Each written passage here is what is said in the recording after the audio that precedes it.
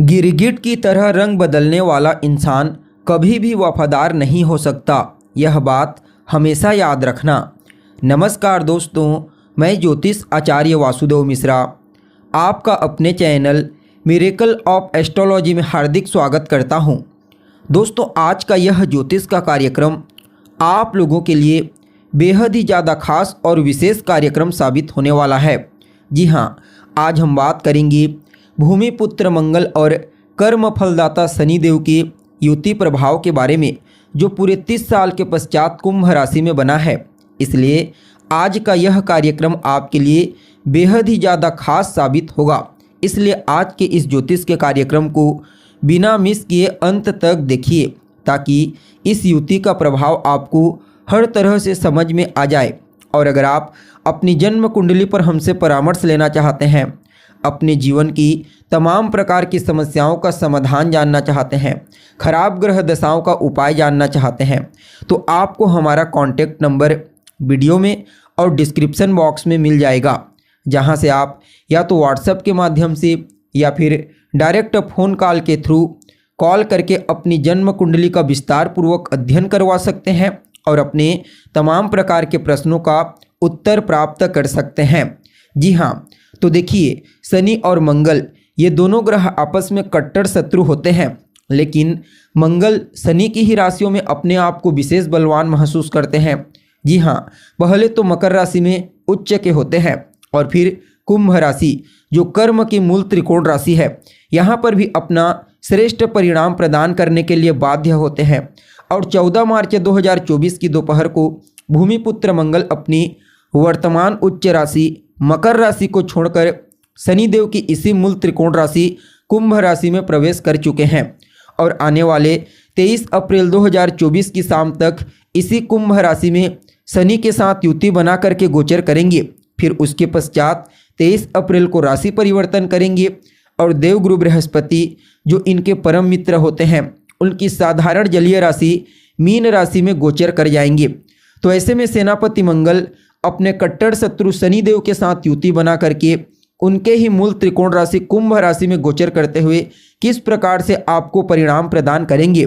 जी हाँ, मंगल और शनि के इस कॉम्बिनेशन का प्रभाव आपके जीवन में क्या कुछ बड़ा बदलाव कर सकता है, किन किन क्षेत्रों में विशेष तौर पर आपको लाभ के अवसर प्राप्त होंगे, इस कॉम्बिनेशन का प्रभाव आपकी सेहत पर कैसा पड़ेगा, आपकी शिक्षा, आपकी लव लाइफ, आपका वैवाहिक जीवन किस प्रकार से प्रभावित होगा, भाग्य, करियर, बिजनेस, व्यापार और फाइनेंस के दृष्टिकोण से शनि और मंगल का आपस में मिलन आपके लिए कितना ज़्यादा प्रॉफिटेबल हो सकता है, और कहीं ना कहीं इस मिलन को और ज़्यादा बेहतर बनाने के लिए कौन सा सरल प्रयोग आपको करना चाहिए।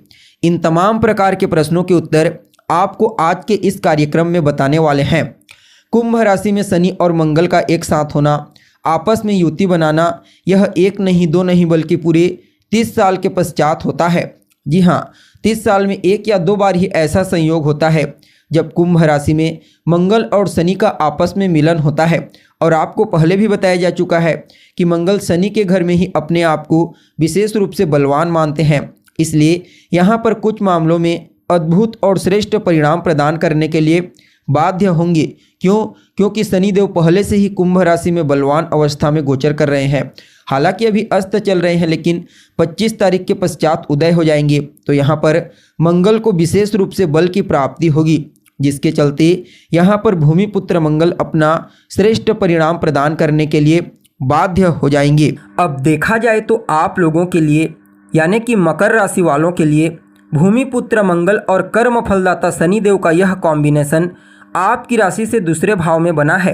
दूसरा भाव किस चीज़ का होता है? तो मूल रूप से यह आपके संचित धन का होता है। आपके खान पान, आपकी वाणी और आपके कुटुंब परिवार का प्रतिनिधित्व करता भाव है। यहाँ पर भूमिपुत्र मंगल आपके लिए आपके चतुर्थ भाव, यानी कि आपके सुख सुविधाओं के भाव के स्वामी के साथ ही आपके लाभ भाव के स्वामी बनते हैं।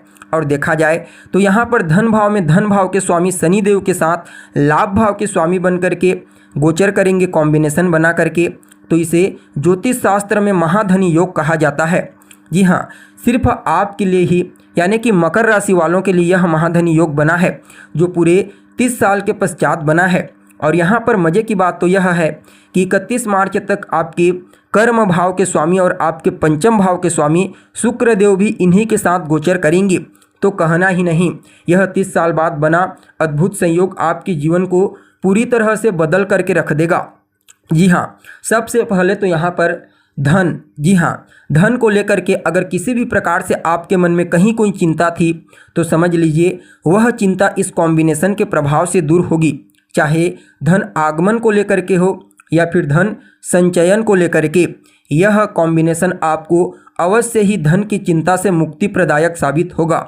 अगर आपका करियर ठीक नहीं था, आपकी आय मजबूत नहीं थी, तो समझ लीजिए यह कॉम्बिनेशन आपकी आय को मजबूती प्रदान करेगा। आपका पैसा कहीं पर फंसा हुआ है, लंबे समय से फंसा हुआ है, जिसके चलते आप मानसिक रूप से परेशान हैं, तो समझ लीजिए यह कॉम्बिनेशन आपके उस फंसे हुए पैसे को निकाल करके आपके हाथ में ला करके दे देगा। ऐसा ही ज़बरदस्त महाधनी योग का निर्माण अभी गोचर कुंडली में सिर्फ आपके लिए ही बना है। तो ऐसे में धन को लेकर के किसी भी प्रकार से कोई चिंता नहीं रहेगी। यह समय आपकी वाणी को बेहद ही ज़्यादा प्रभावशाली बना देगा, क्योंकि पहले से ही शनिदेव गोचर कर रहे हैं बलवान अवस्था में दूसरे भाव में। हालांकि अभी अस्त है, लेकिन जैसे ही उदय होंगे तो वह विशेष रूप से बलशाली हो जाएंगे। तो ऐसे में आपकी वाणी बेहद ही ज़्यादा प्रभावशाली रहेगी। आप अपनी वाणी के माध्यम से कई प्रकार के पेंडिंग पड़े हुए कार्यों को पूरा करने का प्रयास करोगे और कहीं न कहीं आकस्मिक रूप से आपको सफलता की प्राप्ति हो सकती है, धन की प्राप्ति हो सकती है। और देखा जाए तो आपको अपने ससुराल पक्ष से भी धन की प्राप्ति होने का योग बना हुआ है। देखिए, दूसरे भाव में मंगल और शनि, दो पाप ग्रह एक साथ युति बनाकर गोचर करेंगे। हालांकि 31 मार्च तक शुक्र भी रहेंगे, जो आपके लिए पंचमेश होते हैं, आपके बुद्धिमत्ता, सोचने समझने की शक्ति के कंट्रोलर। तो यहाँ पर अगर कोई पारिवारिक जीवन में आपसी कलह क्लेश की स्थिति उत्पन्न होती है, वैचारिक मतभेद किसी चीज़ को लेकर के वाद विवाद होता है, तो 31 मार्च तक शुक्र तो संभाल लेंगे, लेकिन उसके पश्चात आपको अपने परिवार के लोगों के बीच बातचीत करते समय विशेष रूप से अपनी वाणी पर नियंत्रण रखने की आवश्यकता है। अन्यथा आपकी वाणी में कुछ ऐसे शब्द कड़वाहट के रूप में उत्पन्न हो सकते हैं जो सामने वाले को चुभ जाए, फलतः आपसी कलह क्लेश की स्थिति उत्पन्न करने वाला समय हो सकता है। इसलिए इस बात का आपको विशेष रूप से ध्यान रखना है।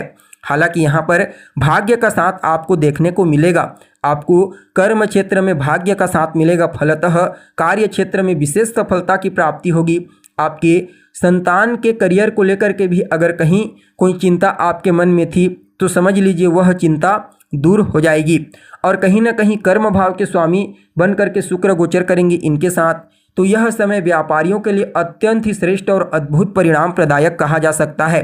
खास करके खाने पीने से संबंधित वस्तुओं का जो जातक व्यापार करते हैं, जो लोग अट्रैक्टिव चीज़ों का व्यापार करते हैं, निश्चित तौर पर उनके लिए यह कॉम्बिनेशन अत्यंत ही श्रेष्ठ परिणाम प्रदायक साबित होगा।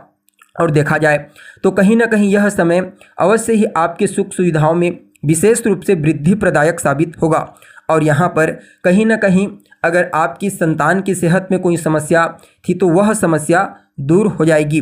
कुल मिलाकर के देखा जाए तो आप सभी मकर राशि वालों के लिए यह कॉम्बिनेशन अत्यंत ही श्रेष्ठ साबित होगा, हर प्रकार से लाभदायक साबित होगा।